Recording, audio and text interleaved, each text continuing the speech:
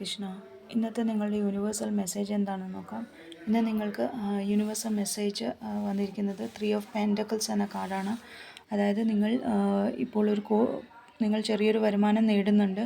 അപ്പോൾ നിങ്ങൾ പഠിച്ച കോഴ്സുകളിലൊക്കെ കുറച്ചും കൂടെ സ്പെഷ്യലൈസേഷനൊക്കെ നേടി പുതിയ കോഴ്സുകൾ ചേർന്ന് നന്നായി ജോലിയൊക്കെ നല്ല പുതിയ ജോലികളിലൊക്കെ ചേർന്ന് വൈദഗ്ധ്യം നേടി പോവുകയാണെങ്കിൽ നിങ്ങൾക്ക് നല്ല വിജയം നേടാൻ കഴിയും എന്നാണ് യൂണിവേഴ്സ് പറയുന്നത്.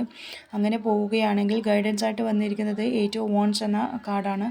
അതായത് നിങ്ങൾ അത്യാവശ്യം നന്നായിട്ട് അധ്വാനിച്ച് വളരെ വേഗത്തിൽ കാര്യങ്ങളൊക്കെ പഠിച്ച് മുന്നേറുകയാണെങ്കിൽ നിങ്ങൾക്ക് ശരിയായ ദിശയിൽ പോകാനും നല്ല വിജയം നേടാനും ചിലപ്പോൾ ദൂരയാത്രകളും ഒക്കെ ചെയ്യേണ്ടി വരുമെന്നാണ് ഗൈഡൻസ് ആയിട്ട് പറയുന്നത്. അങ്ങനെ നിങ്ങൾ മുന്നോട്ട് പോവുകയാണെങ്കിൽ ഇനി ആക്ഷനായിട്ട് വന്നിരിക്കുന്നത് ഡെത്ത് കാർഡാണ്. അതായത് നിങ്ങൾ ഒരു പരിവർത്തനത്തിൻ്റെ സമയമായി കഠിനാധ്വാനം ചെയ്ത് മാനസികമായും ശാരീരികമായും ഉണ്ടാകുന്ന വിഷമങ്ങളിൽ നിന്നൊക്കെ ഒരു മാറ്റം ആവശ്യമാണ് എന്ന് പറയുകയാണ്.